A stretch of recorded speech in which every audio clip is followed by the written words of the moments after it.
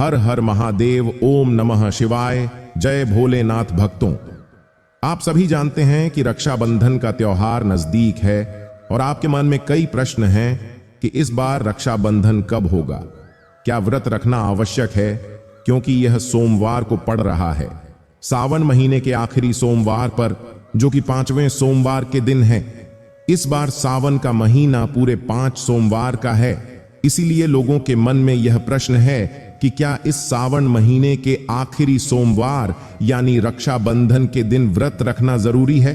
भक्तों, रक्षाबंधन के शुभ अवसर पर यह जानना अत्यंत महत्वपूर्ण है कि राखी किस समय नहीं बांधनी चाहिए, भद्राकाल का प्रभाव किस समय से लेकर किस समय तक रहेगा और राखी बांधते समय किन बातों का विशेष ध्यान रखना आवश्यक है।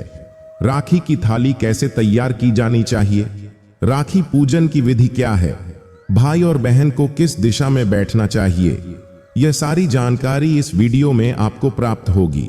इसलिए आज का वीडियो पूरा अवश्य देखें और समझें ताकि आपको रक्षाबंधन से जुड़ी सारी जानकारी स्पष्ट रूप से समझ में आ जाए। भक्तों, सबसे पहले जानते हैं कि इस बार रक्षाबंधन का पर्व कब मनाया जाएगा, किस तारीख को पड़ेगा। क्योंकि इस बार रक्षाबंधन की तारीख को लेकर लोगों में सबसे बड़ा सवाल यह है कि क्या 19 अगस्त को रक्षाबंधन है या 20 अगस्त को। तो हम आपको सीधा जवाब देते हैं कि रक्षाबंधन का पर्व सावन महीने की शुक्ल पक्ष की पूर्णिमा तिथि को मनाया जाता है और इस बार यह तिथि 19 अगस्त 2024 के दिन सोमवार को पड़ रही है। इस बार का सावन महीना विशेष है क्योंकि यह सोमवार से शुरू हुआ था और सोमवार को ही समाप्त होगा और यह 5 सोमवार का महीना है। रक्षाबंधन का पर्व सावन के 5वें सोमवार को पड़ता है जो कि 19 अगस्त 2024 को है।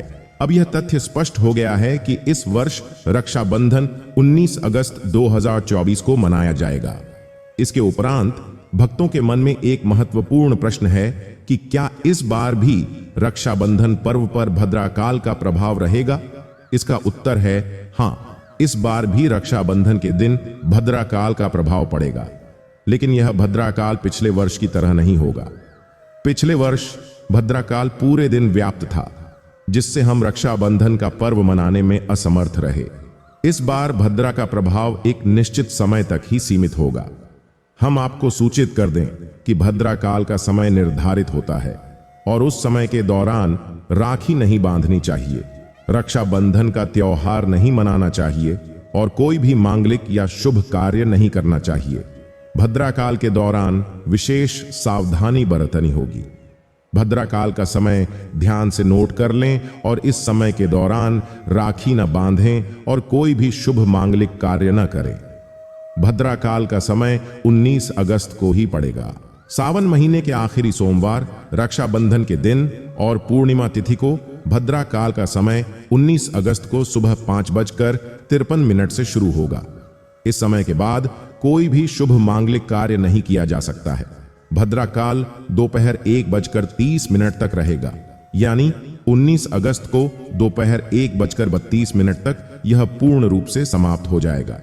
इसका मतलब है कि सुबह 5:53 से दोपहर 1:30 तक, यानी 1:32 तक आप रक्षाबंधन का त्योहार नहीं मना सकते हैं, यानी राखी नहीं बांध सकते हैं।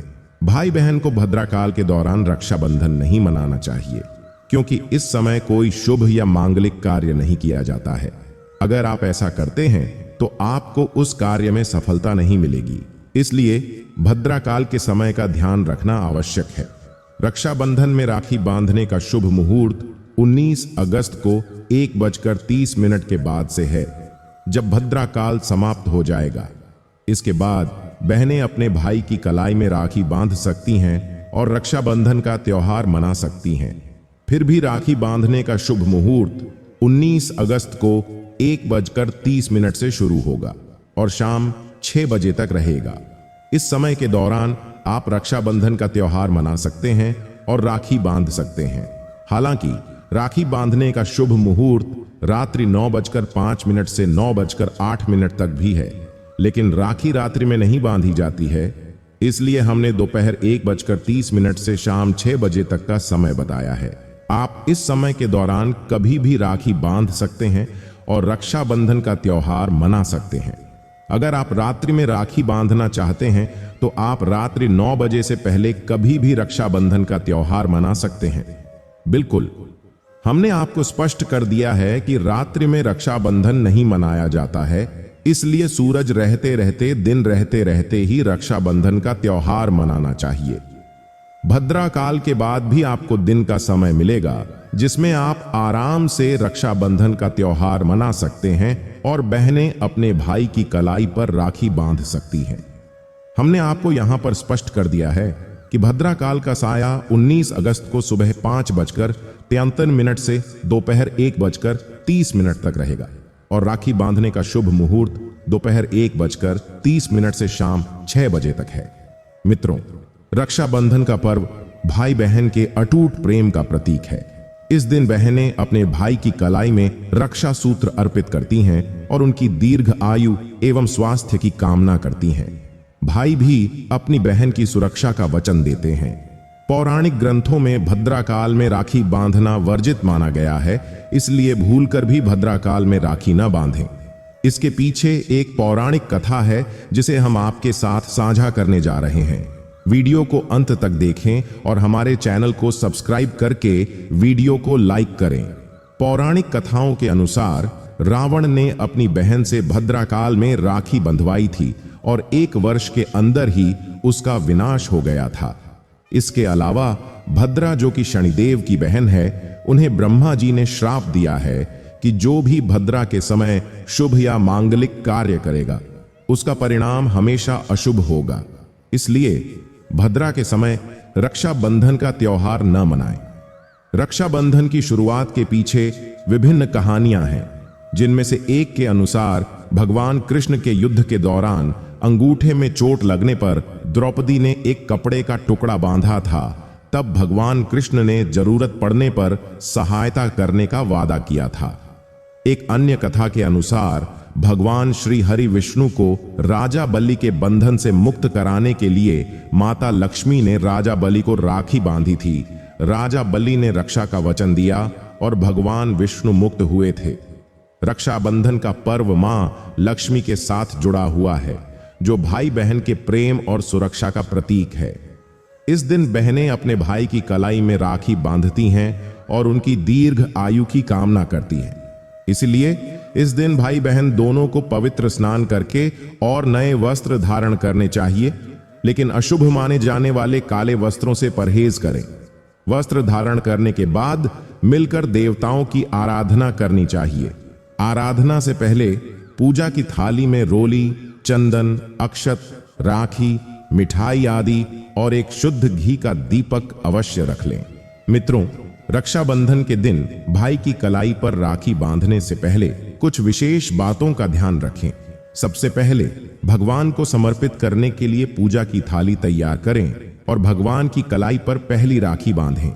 इसके बाद भाई को पूर्व या उत्तर की ओर मुख करके बैठाएं और बहन का मुख पश्चिम की ओर होना चाहिए। सबसे पहले घर के मंदिर में पूजा पाठ हो जाने के बाद भगवान गणेश को राखी अवश्य बांधें।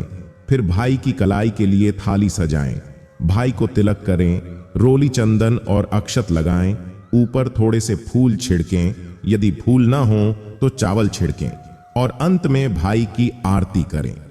अब आप अपने भाई की दाएं हाथ की कलाई में राखी बांधें और इसके बाद भाई का मुंह मीठा कराएं।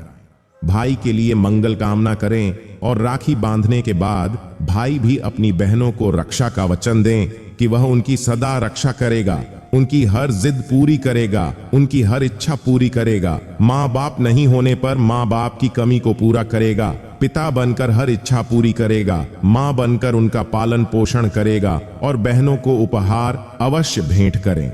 भक्तों, रक्षाबंधन के शुभ मुहूर्त पर राखी बांधने से भाई को अत्यधिक शुभ फल प्राप्त होते हैं, जिससे उनका जीवन सुखमय और समृद्धशाली बनता है। ऐसी बहन का भाई जहां भी जाएगा वहां दिन दुगनी और रात चौगुनी उन्नति पाएगा और अपार संपत्ति और समृद्धि प्राप्त करेगा।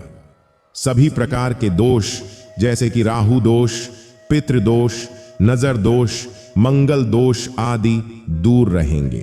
मित्रों, रक्षाबंधन पर भाई को काली राखी बांधने से बचना चाहिए, क्योंकि यह अशुभ माना जाता है। भाई की कलाई पर लाल रंग की राखी बांधना अत्यधिक शुभ और मंगलकारी माना जाता है।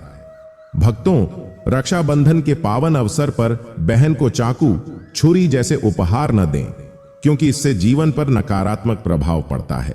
इसके बजाय बहन को सुंदर और शुभ उपहार देने से रिश्तों में प्रेम और मधुरता बढ़ती है। बहन को उपहार में श्वेत वस्त्र, चप्पल आदि नहीं देना चाहिए, क्योंकि यह अशुभ माना जाता है। इसके बजाय दक्षिणा और सुंदर भेंट देना चाहिए। एक प्रेमपूर्ण बहन ने अपने भाई को भाई बनाया और भाई का सम्मान दिया, तो भाई अपनी बहन के लिए इतना तो कर ही सकता है। इससे अत्यधिक संतुष्टि और सुख मिलता है।